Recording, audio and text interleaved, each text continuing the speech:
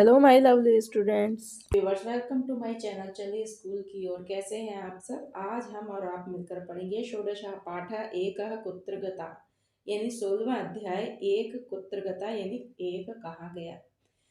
चलते शुरू करते हैं पाठ की तरफ। पाठ पर जाने से पहले बच्चों पहले शब्दार्थ देख लेते हैं जिससे आपको पाठ को समझने में आसानी हो। तो चलते हैं शब्दार्थ की तरफ। स्नानाय यानी स्नान के लिए, कृत्वा करके, आगच्छन्ति आते हैं, तेषाम उनका, कथयति कहता है, सर्वे सभी, सन्ति हैं, कथित्वा कहकर, गणयति गिनता है, तदा तभी, पथिकः राहगीर, तान बालकान उन बालकों का, एव ही असि हो भूतवा होकर। तो बच्चों ये थे शब्दार्थ। अब चलिए चलते हैं अनुवाद की तरफ। 10 बालकः स्नानाय नदी तटम गच्छन्ति। 10 बालक स्नान करने के लिए नदी के तट पर जाते हैं। स्नान कहते हैं बच्चों नहाने को, और नदी तट मतलब किनारा, नदी के किनारे। ते स्नानम कृत्वा नदी पारम आगच्छन्ति। वे स्नान करके मतलब नहाकर नदी पार मतलब तट पर, नदी के तट पर, नदी के पार, नदी के तट पर आते हैं। तत्र तेषाम नायकः कथयति। तत्र तब उनका, तेषाम नायक कहते हैं लीडर को, जो उनका मुखिया होता है उसको नायक बोला है। तो उनका लीडर या उनका मुखिया कथयति कहता है, सर्वे सन्ति नावा सभी लोग हैं या नहीं, इति कथित्वा ये कहकर, सह 1 2 3 4 5 6 7 8 9 इति क्रमेण सर्वान् गणयति। तब ये कहकर वह 1 2 3 4 5 6 7 8 9 ऐसा क्रम से सबको गिनता है। एक बालक नास्ति, एक बालक नहीं है। तदा एक पथिकः तत्र आगच्छति, स नायकम पृच्छति। तदा एक पथिका कहते हैं राहगीर को। राहगीर मतलब जो राह चलते हैं, यानी जो रास्ते में चल रहे होते हैं लोग, उन्हीं को ही राहगीर बोलते हैं। तो तदा एक पथिकः तत्र आगच्छति, तब एक पथिक वहां आता है। सा नायकम पृच्छति, वह नायक से, नायक मतलब जो मुखिया था, जो उनका लीडर था, उससे पूछता है। तब दुखस्य किम कारणम, तुम्हारे दुख का क्या कारण है। तदा स नायकः वदति, तब वह नायक कहता है, वयम 10 बालका स्नानाय आगता आस्म। हम 10 बालक स्नान के लिए, स्नान मतलब नहाने के लिए, हम 10 बालक स्नान करने के लिए यहाँ आए।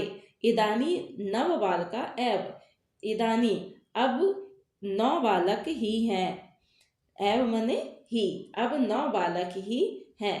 एक कुत्रगतः, एक कहाँ गया। इति मम दुखस्य कारणम, यही मेरे दुख का कारण है। पथिका तान बालकान गणयति, पथिका मतलब वही राहगीर उन बालकों को, तान बालकान उन बालकों को, गणयति मतलब गिनता है। तत् स नायकम कथयति, तब वह नायक कहता है, तुम स्वयं न गणयसि, तुम खुद को यानी तुम स्वयं को नहीं गिनते हो, तुम खुद को नहीं गिनते। दशमः बालकः त्वम एव असि, 10वां बालक तुम ही हो। तदा ते प्रसन्नः बालकः गृहं गच्छन्ति, तब वह बालक प्रसन्न होकर घर जाते हैं।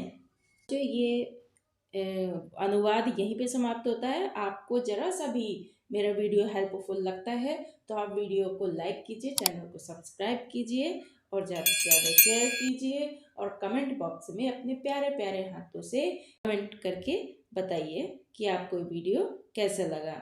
अब आगे चलते हैं बच्चों ये अभ्यास कार्य पर। अभ्यास कार्य में देखिए लिखा है, चित्राणि दृष्ट्वा संख्याया सह उचित मेलनम कुरुत। ये चित्र देखकर आपको ये संख्या के साथ उसका उचित मेल करना है, यानी सही मिलान करना है।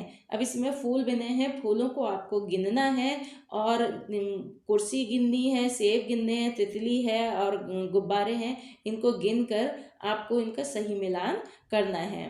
तो त्रय क्या है, कुर्सी हैं।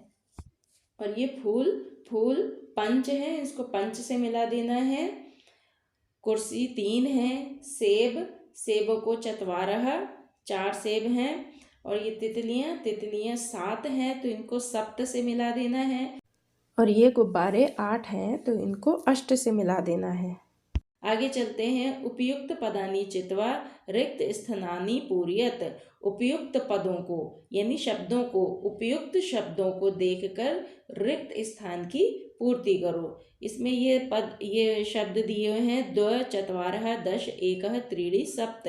इनको आपको इसमें फिट करना है, मतलब रिक्त स्थान में फिट करना है यानी भरना है। तो सूर्य एकः भवति, यहाँ पर एक आ जाएगा। सूर्य एकः भवति, चंद्र अपि एकः भवति। अस्माकं द्वौ पादौ भवतः, पर पशूनां चत्वारः पादा भवन्ति। पशु के 4 पैर होते हैं तो चत्वारः आएगा।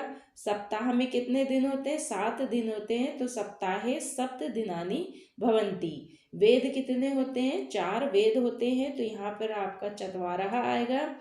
रावणस्य 10 मुखानि सन्ति, 10 मुख, रावण के 10 मुख होते हैं, तो 10 आएगा। और शिव जी की कितनी नेत्र होते हैं? कितनी आंखें? नेत्र मतलब आंखें, तो शिव जी की 3 आंखें, तो यहाँ पे त्रीणि आएगा। नेक्स्ट है बच्चों, संख्यायाः क्रमम निर्धारयत। इसमें आपको संख्या को क्रम से लिखना है। चत्वारः, अष्ट, पंच, सप्त, त्रयः, एकः, नव, द्व, षट्, दशः। ये क्रम से नहीं लिखे गए हैं, आपको इसको क्रम से लिखना है, यानी गिनती के क्रम से लिखना है। तो आप इसमें लिखेंगे एकः, द्व, त्रयः, चत्वारः, पंच, षट्, सप्त, अष्ट, नव, दशः। आगे देखिए चौथे नंबर पे, चित्राणि दृष्ट्वा संख्यायां लिखत उच्चारणम च कुरुत। चित्रों को देखकर संख्या आपको लिखनी है और उसका उच्चारण भी करना है। तो ये पुस्तक एक ही है, तो यहाँ पर एकम आएगा। और ये नीचे ये दूसरे चित्र में 2 हैं संख्या इनकी, तो वहाँ पर आपको 2 लिखना है। और ये नीचे उसके चित्र में 3 चित्र दिए हुए हैं, मतलब 3 कलम है या पेंसिल है, तो वहाँ पर आपको 3 है तो त्रीणी लिखना है। नीचे 4 गेंद हैं यानी 4 बॉल हैं, तो 4 हैं तो उसका चत्वारः लिखना है।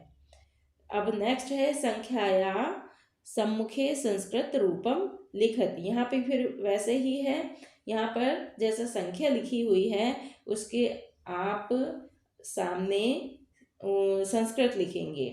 जैसे 3 है तो त्रयः, 5 है तो पंच, 7 है तो सप्त, 4 लिखा है तो चत्वारः, 6 लिखा है तो षट्, 8 लिखा है तो अष्ट। इस तरह से आपको लिखना है। तो ये बच्चों ये चैप्टर यहीं पे समाप्त होता है।